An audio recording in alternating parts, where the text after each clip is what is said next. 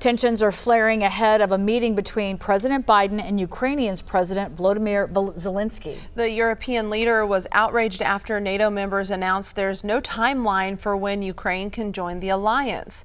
Jared Hill has the latest.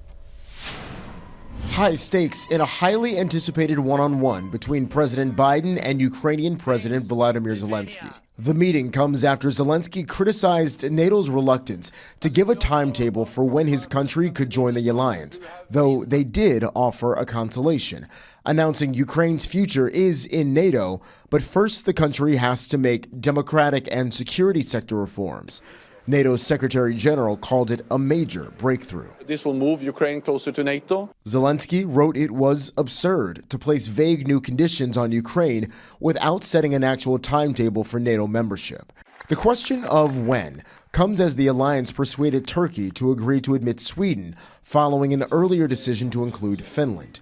But many NATO allies worry doing the same for Ukraine now could bring NATO into direct conflict with Russia.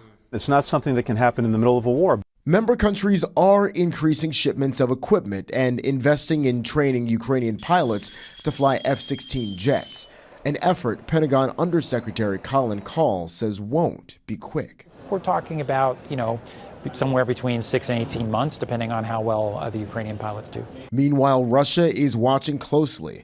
A spokesman said the agreement to admit Finland and Sweden into NATO is clearly bad for Russia, and his country is prepared to take countermeasures. Jared Hill, CBS News.